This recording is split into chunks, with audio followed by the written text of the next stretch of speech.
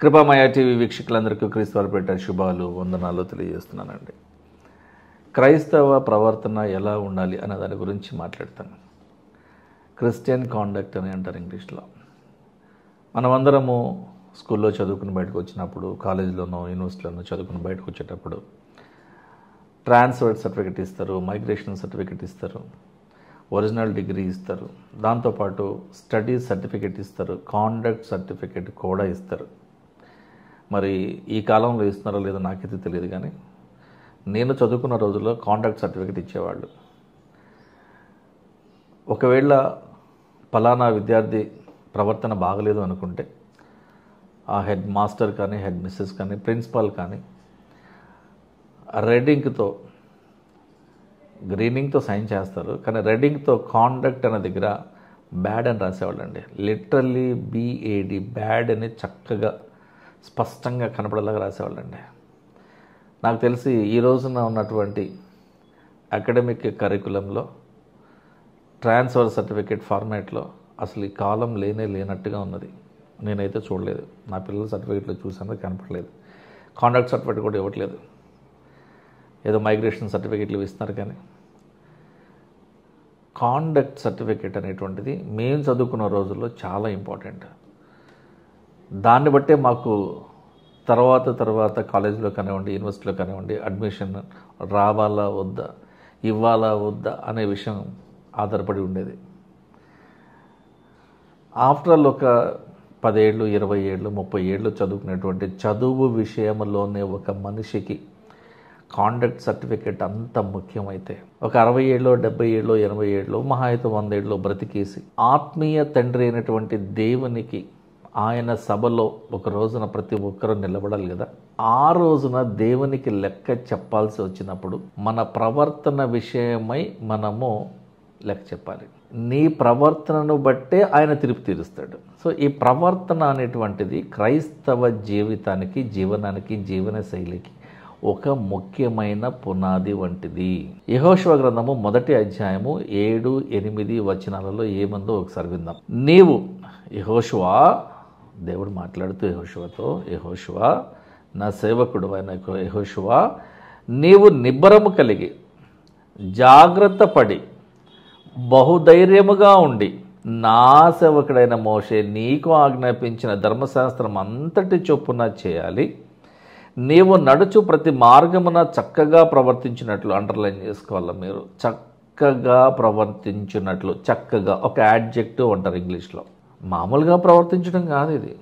చక్కగా, దేవునికి నచ్చే విధంగా, ఆయన మెచ్చుకునే విధంగా, ఆయన మనసులో నొచ్చుకునే విధంగా కాదు, ఆయన నిన్ను మెచ్చుకునే విధంగా నీ ప్రవర్తన చక్కగా ఉండాలి అని అంటూ, నీవు ఆ మంచి ప్రవర్తన నుండి కుడికి కానీ ఎడమకు కానీ తొలగిపోకూడదు. ఈ ధర్మశాస్త్ర గ్రంథమును నీవు బోధింపక తప్పిపోకూడదు. దానిలో వ్రాయబడిన వాటన్నిటి ప్రకారము చేయుటకు నీవు జాగ్రత్త పడినట్లు దివారాత్రము దాన్ని ధ్యానించిన యెడల. ఈ మాట అండర్లైన్ చేసుకుని గుర్తుపెట్టుకోండి. మరొక పుస్తకంలో ఇదే మాట మనకి కనిపిస్తుంది, చెప్తాను దీని తర్వాత. దివారాత్రము బైబిల్ని, దేవుని వాక్యమును ధ్యానించిన యెడల నీ మార్గమును నేను వర్ధిల్ల చేస్తాను. నువ్వు చక్కగా ప్రవర్తించినట్లయితే నీ మార్గమును నీవే వర్ధిల్ల చేసుకొని చక్కగా ప్రవర్తిస్తావు. ఇది నీ చేతిలో కూడా ఉన్నది. నీకు నువ్వు నచ్చే విధంగా నువ్వు బ్రతుకుతుంటే నువ్వు నాకు నచ్చే విధంగా కూడా బ్రతుకుతావు. ఇంతకుముందు చదవబడినటువంటి దివారాత్రము దేవుని వాక్యమును చదువువాడు ధన్యుడు అనేటువంటి మాట మరలా మనకు కీర్తనలో కనిపిస్తుంది. మొట్టమొదటి కీర్తన 2వ వాక్యము, యెహోవా ధర్మశాస్త్రమునందు ఆనందించుచు. బైబుల్ చదువుతూ దేవుని వాక్యమును ఆనందించుచు దివారాత్రము, పగలు రాత్రి ఆ దేవుని వాక్యమును ధ్యానించువాడు ధన్యుడు. ప్రసంగి గ్రంథము 5వ అధ్యాయము 1వ వచనంలో ఈ ప్రవర్తన గురించి మాట్లాడుతూ సొలొమోన్ గారు రాస్తున్నాడు, నీవు దేవుని మందిరమునకు పోవునప్పుడు నీ ప్రవర్తన జాగ్రత్తగా చూసుకో. నీవు దేవుని సన్నిధిలో, దేవుని మందిరంలో ఆయనను ఆరాధించడానికి వచ్చినప్పుడు నీ ప్రవర్తనను జాగ్రత్తగా చూసుకోమని దేవుడు సెలవిస్తున్నాడు. సొలొమోన్ గారి ద్వారా దేవుడు సెలవిచ్చిన మాట. మరి మన క్రైస్తవులు ఏం చూసుకుంటున్నారు అంటే, స్టేజ్ డెకరేషన్ బాగుందా లేదో చూసుకుంటున్నారు. నా వస్త్రాలు బాగున్నాయా లేదా, ఇస్త్రీ చొక్కా నలిగిపోయిందేమో, నా హెయిర్ స్టైల్ ఏమన్నా జరిగిపోయిందేమో, పర్ఫ్యూమ్ వాసన ఇంకా వస్తుందా లేదా, మా పిల్లలందరూ ఉన్నారా 1 2 3 4 5 6, నేను నా ఫ్రెండ్స్తో కూర్చున్నాను కదా, అబ్బా మంచి ఫ్యాన్ ఉంది కదా. మనము చూసుకుంటున్నటువంటి బిహేవియరల్ స్టాండర్డ్స్ ఇవి. నీ ప్రవర్తన జాగ్రత్తగా చూసుకో అన్నప్పుడు నీ ఫోన్ కూడా వాడొద్దని కదా అర్థము. లేదు, దేవుని ఆరాధనా క్రమమునకు వచ్చి యవ్వనస్తులు ఫోన్ లేకుండా, ఫోన్ చూడకుండా, అక్కడ కూడా గేమ్లు ఆడుకుంటూ, అక్కడ కూడా వాట్సాప్ స్టేటస్లు పెట్టుకుంటూ, అక్కడ కూడా ఫోటోలు తీసుకుంటూ, అక్కడ కూడా సోషల్ మీడియాలో చాలా యాక్టివ్గా ఉంటూ, నచ్చిన వారిని ఫోటో తీస్తూ వేరే వారికి పంపిస్తూ ఎంత బిజీగా ఉంటున్నారో. 6 రోజులు, రోజంతా కష్టపడి 6 రోజులు కష్టపడతాడు ఒక సంఘ కాపరి. ఆదివారము ఆరాధన క్రమంలో అర్ధగంట సేపు మెసేజ్ ఇవ్వడానికి 6 రోజులు కష్టపడి వచ్చాడు కదా. నువ్వు అర్ధగంట కూడా నువ్వు కనీసము నీ ప్రవర్తన జాగ్రత్తగా చూసుకుని, నువ్వు చర్చిలో ఉన్నావు అనుకుంటున్నావు కానీ దేవుడే ఉన్నాడంటే నా సన్నిధానంలో ఉన్నావు నువ్వు, కాబట్టి నీ ప్రవర్తన బాగుండాలి అని అంటున్నాడు దేవుడు. మర్చిపోతే ఎలా? పరిశుద్ధ ఆత్మను కలిగి ఉన్న వారి యొక్క ప్రవర్తన వేరుగా ఉంటుంది. మీరు గమనించాలి. పరిశుద్ధ ఆత్మ కలిగి ఉండని క్రైస్తవుల ప్రవర్తన వేరుగా ఉంటుంది. పరిశుద్ధాత్మ ప్రజెన్స్ని కలిగి ఉన్నటువంటి క్రైస్తవుల ప్రవర్తన చాలా చక్కగా ఇంపుగా ఉంటుంది. ఉప్పు వేసిన ఆహారము రుచిగా ఉన్నట్టుగా వారి మాటలు ఉంటాయి, ఇట్టే తెలిసిపోతుంది. కాబట్టి పరిశుద్ధ ఆత్మ కలిగిన క్రైస్తవుల యొక్క ప్రవర్తన వేరు, పరిశుద్ధ ఆత్మ లేకుండా వారికి ఇష్టం వచ్చినట్టుగా ఇహలోకములో కలిసిపోయి ప్రవర్తించే వారి యొక్క ప్రవర్తన వేరు. అంటే మాటను బట్టి ఒక విశ్వాసి ఎంత విశ్వాస పరిమాణములో ఉన్నాడో తెలిసిపోతుంది. వాని ప్రవర్తన, వాని మాట, వాని వేషధారణలో తెలిసిపోతుంది. ఒక మాటలో చెప్పాలంటే నామకార్థ క్రైస్తవులందరూ కూడా సంఘానికి భారము. అటువంటి దొంగ భక్తులు ఈ రోజున సంఘాల నిండా ఉంటున్నారు. అత్యంత దౌర్భాగ్యమైన పరిస్థితి ఈ రోజున క్రైస్తవ సంఘాలలో కనిపిస్తూ ఉన్నది. పరిశుద్ధాత్ముడు మనలో ఉంటే ఏమవుతుందో మాట్లాడుతూ రోమాలో ఉన్నటువంటి సంఘానికి, విశ్వాసులకు పౌలు గారు ఒక లెటర్ రాస్తూ రోమా సంఘానికి రాయబడినటువంటి పత్రిక 8:9 ఇలా అంటున్నాడు: దేవుని ఆత్మ అనగా పరిశుద్ధాత్మ మీలో నివసించిన ఎడల మీరు ఆత్మ స్వభావము కలవారే కానీ శరీర స్వభావము కలవారు కారు. ఎవడైనను క్రీస్తు ఆత్మ లేనివాడైతే వాడు ఆయన వాడు కాడు, క్రీస్తు సంబంధి కాడు. క్రీస్తు ఆత్మ, దేవుని ఆత్మ, పరిశుద్ధ ఆత్మ ఒకే ఒక్కరండి. క్రీస్తుకు కలిగినటువంటి మనసు క్రీస్తు యొక్క ఆత్మానుసారులకే తెలుస్తుంది. క్రీస్తు ఆత్మను కలిగి ఉన్న వారందరూ కూడా పరిశుద్ధాత్మను కలిగి ఉన్నవారే. కాబట్టి ఎవరైతే పరిశుద్ధాత్మని కలిగి ఉంటారో వారు దేవుని సంబంధులు, క్రీస్తు సంబంధులు, వెలుగు సంబంధులు. మిగతా వారందరూ చీకటి సంబంధులే, సాతాను సంబంధులే అని స్పష్టంగా రాస్తున్నాడు. ఎఫెసీ సంఘములో ఉన్నటువంటి వారికి మరొక పత్రిక రాస్తూ 2వ అధ్యాయము 10వ వచనంలో సత్క్రియలు చేయుటకై, మంచి పనులు చేయుటకై మనము క్రీస్తు యేసునందు సృష్టింపబడిన వారమై ఆయన చేసిన పని అయి ఉన్నాము. మీరు నిజమైన క్రైస్తవులైతే, నిజమైన విశ్వాసులైతే, యేసుక్రీస్తు అనేటువంటి ఒక ఆరోగ్యకరమైన ద్రాక్షవల్లికి అంటుగట్టబడినటువంటి తీగ వలె మీరు ఉన్నవారైతే మీరు మంచి పనులే చేస్తారు, మేలుకరమైనవే చేస్తారు, అబద్ధాలు చెప్పరు, దొంగ సాక్ష్యాలు చెప్పించరు, దశమ భాగాలు అడుక్కోరు, దొంగ స్వస్థతల పేరిట డబ్బులు సంపాదించుకోరు. ఇదిగో సభలు పెడుతున్నాము, ఎంత ఖర్చు అవుతుంది, మీరందరూ తలోక చేయి వేసి 10% ఇవ్వండి, సగం ఇవ్వండి అని చెప్పని అడుక్కోరు. నిజమైన దైవ సేవకులు దేవుని మీద ఆధారపడి ఉంటారు. దేవునికి మన అక్కరలు తెలుసు. మీరు అడగక ముందే మీకేం కావాలో నాకు తెలుసు అంటున్నాడు. అయినా కూడా అడగమంటున్నాడు. మళ్ళీ అడగాలి, కానీ దేవునికి మనకి ఏది అవసరమో తెలుసు. కాబట్టి నేనేమంటుంటానంటే, God gives you what you need but not what you want.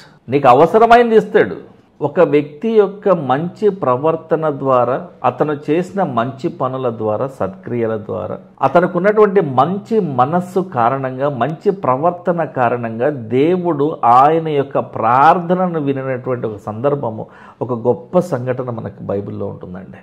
ఆయన ప్రవర్తన బాగుందని దేవుడు యూదుడు కానటువంటి రోమీయుడైనటువంటి ఒక వ్యక్తిని దర్శించానండి. ఒక అపోస్తలుడైనటువంటి పేతురును ఆయన దగ్గరికి పంపించాడు.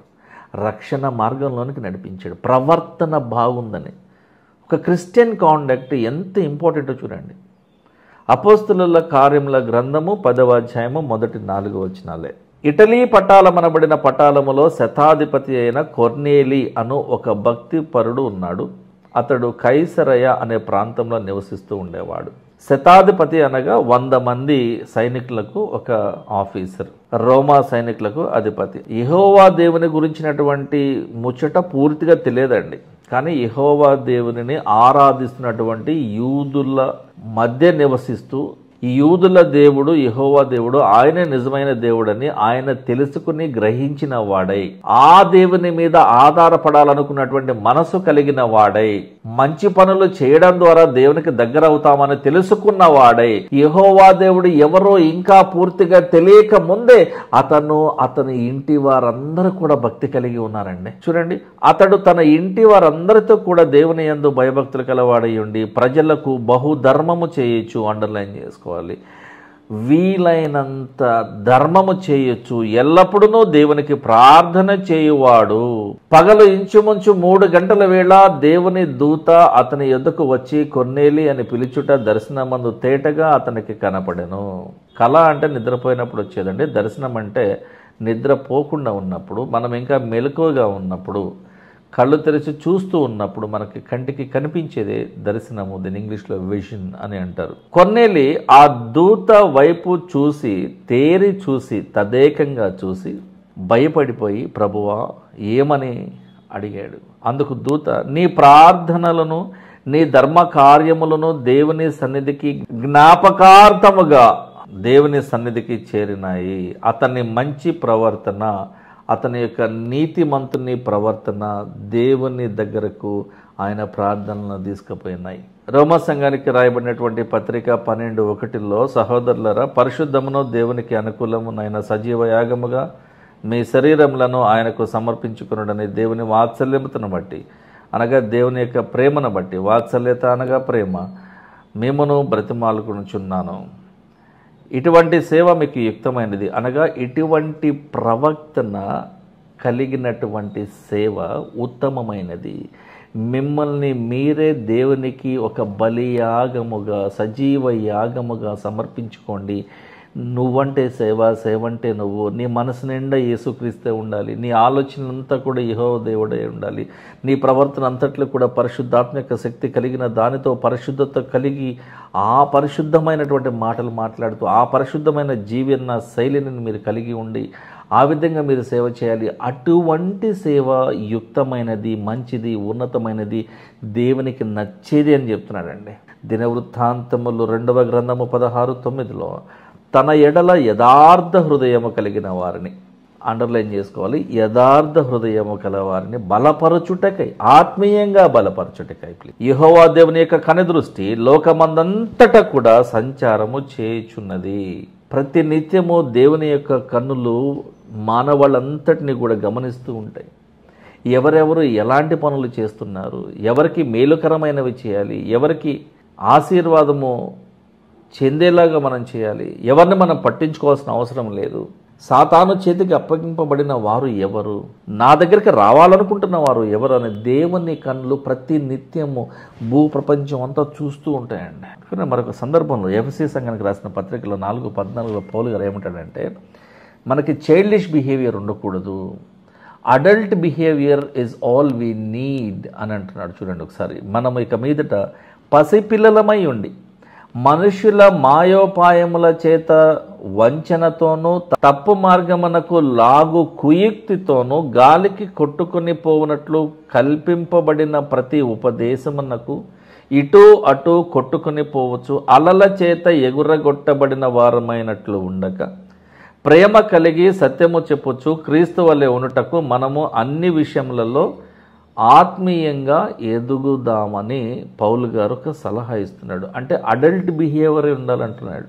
యాకోబు గారు కూడా తన పత్రికలో 1వ అధ్యాయం 22లో అంటున్నాడు, మీరు వినువారు మాత్రమై ఉండి మిమ్మల్ని మీరు మోసపుచ్చుకొనకుండా దేవుని యొక్క వాక్యము ప్రకారము ప్రవర్తించువారునై ఉండండి అంటున్నాడు. మళ్ళీ ఇక్కడ ప్రవర్తన గురించి మాట్లాడుతాడు. ఈ చెప్పబడుతున్నటువంటి వాక్య భాగాలన్నీ కూడా క్రైస్తవ ప్రవర్తన గురించినటువంటివే. కొర్నేలి అనేటువంటి భక్తుడు ఆయన యొక్క ప్రవర్తన ద్వారా, ఆయన చేసేటువంటి ధర్మ కార్యముల ద్వారా దేవునికి దగ్గర అయినాడు. మరొక సందర్భంలో చూడండి, గలతీ సంఘానికి రాస్తూ 5వ అధ్యాయం 22లో ఆత్మ ఫలము ఏమిటి, మీరు పరిశుద్ధ ఆత్మను కలిగి ఉంటే మీ ప్రవర్తన ఎలా ఉంటుంది, ప్రవర్తన అనేటువంటి అనగా దేవునికి నచ్చేటువంటి ఒక మంచి క్రైస్తవ ప్రవర్తన అనే చెట్టుకు కాసే కాయలు ఏమిటి అని అంటే, మొట్టమొదటిది ప్రేమ, లవ్. యేసుక్రీస్తు వారు ఎలాగైతే ప్రేమించారో అలాగా. రెండవది సంతోషము, జాయ్. మన చుట్టుపక్కల వాళ్లకు మనకున్నటువంటి సంతోషాన్ని మనం పంచాలి. మూడవది సమాధానము, పీస్. సమాధానమునకు రాజు యేసుక్రీస్తు ప్రభువే సమాధానమునకు రాజు. సమస్త జ్ఞానమున కంటే మించినటువంటి సమాధానము, దేవుడిచ్చేటువంటి సమాధానము. ఆ సమాధానమే ఈ ప్రశాంతత, ఆ ప్రశాంతతే ఈ సమాధానము, పీస్. నాలుగవది దీర్ఘశాంతం ఉండాలి. నిజమైన క్రైస్తవులకు ఉండేటువంటి ప్రవర్తనలో ఒక ఫలము పేరు ఏంటంటే ఓపిక, సహనము. ఈ రోజున క్రైస్తవ తల్లిదండ్రులు చూడండి, వాళ్ళ పిల్లల్ని వెంటనే కొట్టేస్తున్నారు, వెంటనే తిట్టేస్తున్నారు, మ్యాన్ హ్యాండిల్ చేస్తున్నారు, ఒక నెగిటివ్ కౌన్సిలింగ్ ఇస్తున్నారు. తప్పు కదండి. అటు తర్వాత దయాళుత్వం ఉండాలంటున్నాడు, కైండ్నెస్ ఉండాలంటున్నాడు. ఎక్కడుంది మనకి దయ, జాలి ఇట్లాంటివి అసలు లేవు. ఈ రోజున పేరుకి బైబిల్ పట్టుకొని వస్తున్నారు, కానీ దేవునికి నచ్చిన క్రైస్తవులు ఎంతో తక్కువ అండి, చాలా తక్కువ నంబర్. మంచితనం ఉండాలంటున్నాడు, గుడ్నెస్. మనకు నచ్చకపోయినా సహాయం చేయాలి, అదే మంచితనం. వాడి మొహం నచ్చకపోయినాడు సహాయం చేయాలి. వాడు నీ కులం కాకపోయినా, నీ మతం కాకపోయినా, నీ వర్గం కాకపోయినా, నీ రంగు కాకపోయినా, నీ ప్రాంతం కాకపోయినా, నీ భాష కాకపోయినా, నీకు నచ్చకపోయినా, మీ ఊరువాడు కాకపోయినా, అన్యుడైనా, వేరే భాష వాడైనా, ఎవడైనా కూడా నువ్వు సహాయం చేయాలి, వాడు అవసరంలో ఉన్నాడు, అది మంచితనము. తర్వాత విశ్వాసము. భార్య భర్తకు విశ్వాసము కలిగి జీవించేదై ఉండాలి. భర్త భార్య ఎడల విశ్వాసము కలిగి జీవించేవాడై ఉండాలి. ఒకరినొకరు మోసం చేసుకోకూడదు. దేవుని ఎడల భయము, భక్తి కలిగి ఉన్నటువంటి క్రైస్తవులుగా ఉంటూ భార్య విషయంలో, భర్త విషయంలో, వ్యాపారం విషయంలో, స్నేహితుల విషయంలో, బంధువర్గముల విషయంలో, ఇరుగు పొరుగు వారి విషయంలో మీరు విశ్వాసత చూపించలేకపోతే, విశ్వసనీయత చూపించలేకపోతే, మీరు ఒక రాజకీయ నాయకుడిగా ఉండి ఆ విశ్వసనీయతను మీరు చూపించలేకపోతే మీరు ఫెయిల్ అయినట్టే కదా. తర్వాత జెంటిల్నెస్ ఉండాలంటున్నాడు, అనగా సాత్వికం ఉండాలంటున్నాడు. చివరిగా సెల్ఫ్ కంట్రోల్ ఉండాలంటున్నాడు, ఆశా నిగ్రహం ఉండాలంటున్నాడు. నన్ను నేను కంట్రోల్ చేసుకోవాలి, నా మనసును నేను కంట్రోల్ చేసుకోవాలి. ఎటువంటి అడిక్షన్స్కి లోనైపోకుండా, ఎటువంటి బలహీనతలకు లోపడకుండా, ఎటువంటి భయానికి నేను లోపడకుండా, ఎటువంటి ఇహలోక సంపదలకు నేను మొగ్గు చూపకుండా నన్ను నేను కంట్రోల్ చేసుకోవాలి. నేను దేవుని ఆధీనంలో ఉండాలి, కానీ ఈ లోకం యొక్క ఆధీనంలో నేను ఉండకూడదు అని అర్థం. మరి ఒక క్రైస్తవ ప్రవర్తన అనేటువంటి ఈ చెట్టుకి కాసేటువంటి పండ్లన్నీ కూడా ఇవన్నీ ఆత్మ ఫలములు, the fruit of the spirit అంటారు ఇంగ్లీష్లో. మన ప్రవర్తన మనల్ని దేవునికి దగ్గరగా తీసుకెళ్తుంది. మన ప్రవర్తన దేవునికి మనం ఇష్టలమై ఉండే విధంగా చేయగలుగుతుంది. ప్రవర్తన సమస్తమునకు పునాదిగా ఉంటుంది. ఈ మంచి ప్రవర్తన లేకుండా, విశ్వాసము లేకుండా, దేవుని వాక్యానికి అంటుకట్టబడకుండా మీరు దేవునికి ఇష్టలై ఉండలేరు. కాబట్టి మీ ప్రవర్తన విషయమై మీరే జాగ్రత్తగా చూసుకోండి. చిన్న ప్రార్థన కొరకే తలలోంచుతాం. ప్రేమగల దేవ, కనికరమగల తండ్రి, సమస్త విషయములలో మీరే మాకు తోడుగా ఉండి మమ్మల్ని నడిపించండి. అయినా ఆత్మీయ కన్నుల్లో మాకు తెరిపించండి ప్రభువా.